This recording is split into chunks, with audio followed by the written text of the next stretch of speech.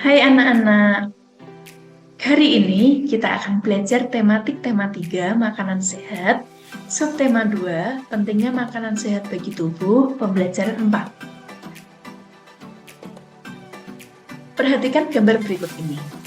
Masih ingatkah kalian dengan gambar aktivitas pasar di samping? Menarik untuk dicermati bahwa dalam kehidupan kita sehari-hari, kita dikelilingi oleh orang-orang yang memiliki begitu banyak perbedaan. Akan tetapi, semuanya saling bekerja sama. Interaksi sosial. Apa sih interaksi sosial itu? Interaksi sosial adalah proses di mana orang-orang yang menjalin kontak dan berkomunikasi saling pengaruh-mempengaruhi dalam pikiran dan tindakan. Interaksi sosial terjadi antara individu dengan individu, antara individu dengan kelompok, dan antara kelompok dengan kelompok. Nah, bentuk-bentuk interaksi sosial pada umumnya dibagi menjadi dua, yaitu asosiatif dan disasosiatif. Untuk bentuk-bentuk interaksi sosial asosiatif terbagi menjadi tiga. Yang pertama kerjasama, yang kedua akomodasi, dan yang ketiga akulturasi. Kerjasama adalah bentuk usaha proses interaksi sosial. Contohnya, gotong royong memperbaiki jalan, membuat rumah, memperbaiki bendungan, menjaga keamanan wilayah, membersihkan lingkungan, membersihkan tempat ibadah, dan lain-lain. Lalu akomodasi adalah proses penyesuaian sosial untuk meredakan pertentangan. Contohnya dua kampung yang sebelumnya berseteru kemudian mengadakan perdamaian. Lalu yang ketiga akulturasi adalah proses sosial di mana suatu kebudayaan menerima unsur-unsur dari suatu kebudayaan lain tanpa menyebabkan hilangnya bentuk kepribadian sendiri. Contohnya kenduri, upacara selamatan kematian, merupakan bentuk akulturasi antara Hindu dan Islam. Lalu bentuk-bentuk interaksi sosial yang kedua, disasosiatif, terbagi menjadi tiga. Yang pertama persaingan, yang kedua kontroversi, dan yang ketiga konflik. Untuk persaingan itu sendiri merupakan bentuk usaha yang dilakukan agar memperoleh kemenangan atau hasil yang lebih tanpa menimbulkan benturan fisik. Contoh persaingan sehat. Persaingan mendapatkan prestasi atau ranking tertinggi di kelas. Dengan cara apa? Tentunya caranya belajar. Lalu kalau contoh persaingan tidak sehat, yaitu menghalalkan segala cara untuk mendapatkan kemenangan, misalnya berbuat curang. Tentunya ini tidak boleh. Lalu yang kedua, kontroversi. Kontroversi merupakan bentuk interaksi sosial yang berada di antara persaingan dan konflik. Wujudnya antara lain rasa tidak senang maupun kebencian. Lalu yang ketiga, konflik. Konflik adalah interaksi sosial akibat adanya perbedaan paham dan kepentingan yang mendasar sehingga menimbulkan jarak yang pas di antara mereka yang berkonflik.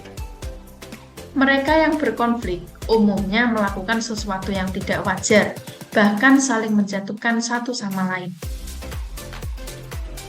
Perhatikan gambar berikut ini. Keragaman apa saja yang dapat kamu lihat pada gambar berikut ini? Nanti kita akan membahas bersama-sama melalui LKPD. Mari kita membaca. Bangsa Indonesia memiliki sebuah semboyan yang luar biasa, yakni Bhinneka Tunggal Ika.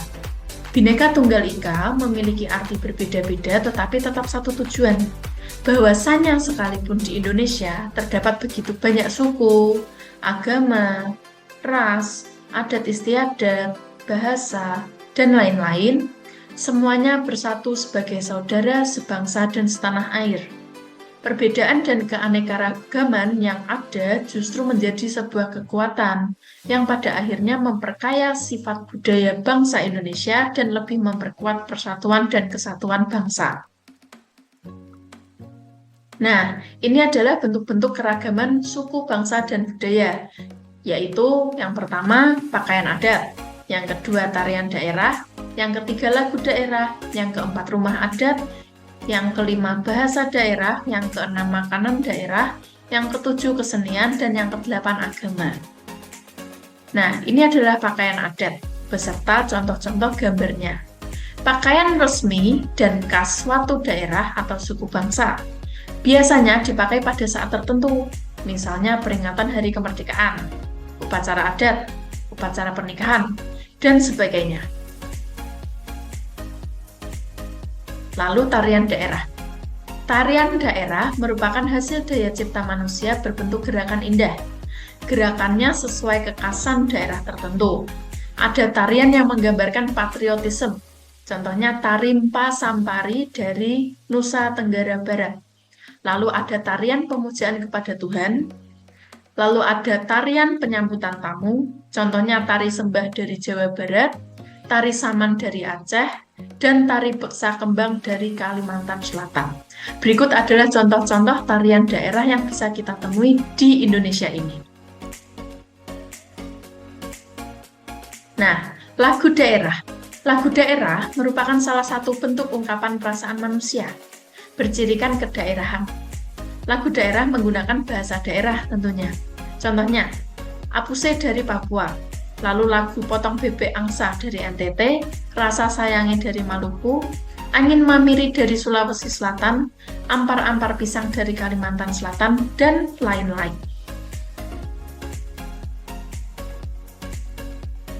Lalu kita juga ada rumah adat. Setiap daerah atau suku bangsa mempunyai rumah adat. Arsitekturnya khas, bentuknya unik, berbeda antara satu dan lainnya. Contohnya ada rumah Gadang, ada rumah Joglo dari Jawa, dan lain-lain.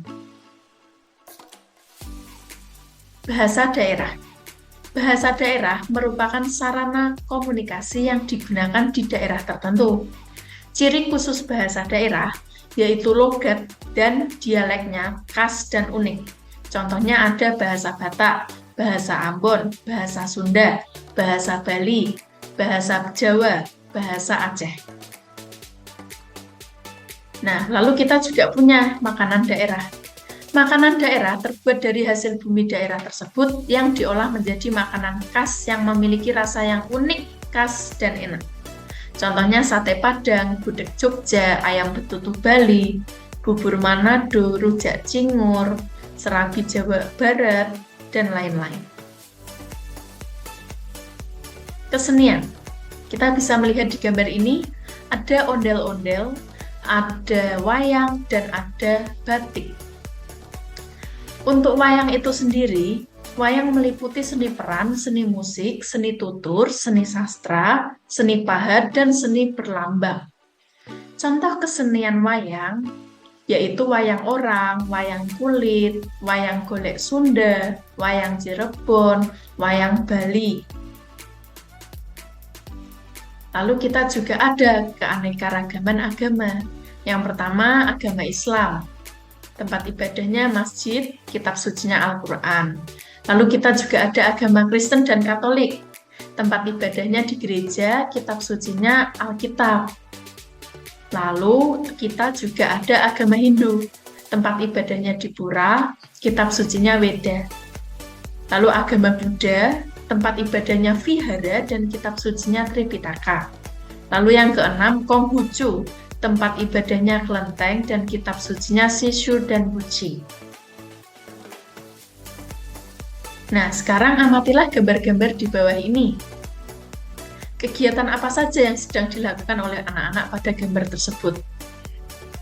Apakah kalian pernah melihat kegiatan seperti itu di lingkungan kalian? Coba ceritakan hasil pengamatan kalian di depan kelas. Ini akan kita kerjakan nanti pada waktu kita diberikan LKPD. Nah, kedua gambar di atas bercerita tentang upaya manusia dalam sebuah pembangunan sosial.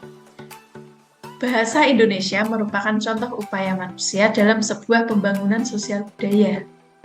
Lalu kegiatan seni yang bertujuan melestarikan budaya Nusantara juga merupakan sebuah upaya pembangunan sosial budaya. Contoh lain dari pembangunan sosial budaya adalah dengan semakin terbukanya kesempatan bagi kaum wanita untuk bersekolah dan menuntut ilmu setinggi mungkin. Nah, ini adalah beberapa cara untuk menghargai keragaman di masyarakat. Yang pertama, tentunya kita harus mau bergaul dengan siapa saja tanpa memandang perbedaan daerah asal dan keturunannya. Lalu yang kedua, kita harus menghormati adat istiadat, tata cara, dan kebiasaan yang berbeda dengan kita. Lalu yang ketiga, kita harus mau mempelajari kebudayaan daerah lain, karena itu juga dapat menambah wawasan kita. Contohnya, semisal kita dari suku Jawa, lalu kita ingin belajar tari Saman dari Aceh, tentunya itu diperbolehkan. Karena kita juga tahu nih, kita dapat menambah ilmu. Oh, tari Saman itu caranya begini, daerahnya dari Aceh, dan lain-lain. Lalu yang keempat, tidak mencemooh dan mencela kebudayaan daerah lain. Tentunya ini sangat tidak boleh. Yang kelima, kita harus bekerja sama dengan siapa saja tanpa memandang perbedaan yang ada. Sekalipun orang tersebut berbeda usia dengan kita, berbeda agama dengan kita, atau berbeda warna kulit dengan kita, dan sebagainya, kita tidak boleh memandang perbedaan tersebut.